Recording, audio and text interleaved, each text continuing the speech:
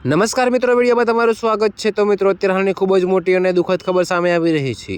તો મિત્રો, તમને જણાવી દઈએ કે દિવાળીના દિવસે અમદાવાદના રાણીપ વિસ્તારમાંથી એક હૃદયદ્રાવક ઘટના સામે આવી છે। જો કે મિત્રો, 72 વર્ષીય પિતાએ પોતાના પુત્રની બેરોજગારી, દારૂ અને રોજિંદા ઝઘડાઓથી કંટાળીને તેની હત્યા કરી નાખી હતી। જી હા મિત્રો, તો તમને વધુમાં એ પણ જણાવીએ કે ખોડિયારનગર વિસ્તારમાં બનેલી આ ઘટનાએ સમગ્ર વિસ્તારને હચમચાવી નાખ્યો છે। જો કે મિત્રો, પોલીસના જણાવ્યા અનુસાર મૃતકની ઓળખ જયેશ ગોહેલ તરીકે થઈ છે, જ્યારે આરોપી પિતાનું નામ પાયલાલભાઈ છે। જી હા મિત્રો, તો પોલીસનું કહેવું છે કે પ્રાથમિક તપાસમાં કૌટુંબિક તણાવ, બેરોજગારી અને દારૂનું વ્યસન મુખ્ય કારણ હોવાનું બહાર આવ્યું છે।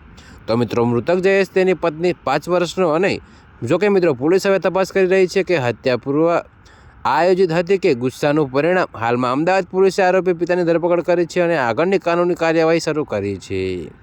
તો મિત્રો, અત્યારે હાલ માટે આટલું જ। મળીશું નવી અપડેટ સાથે। અને જો તમને મારા વિડીયો પસંદ આવતા હોય તો વિડીયોને લાઇક, કોમેન્ટ, શેર અને અમારી ચેનલને સબસ્ક્રાઈબ કરવાનું ભૂલતા નહીં મિત્રો।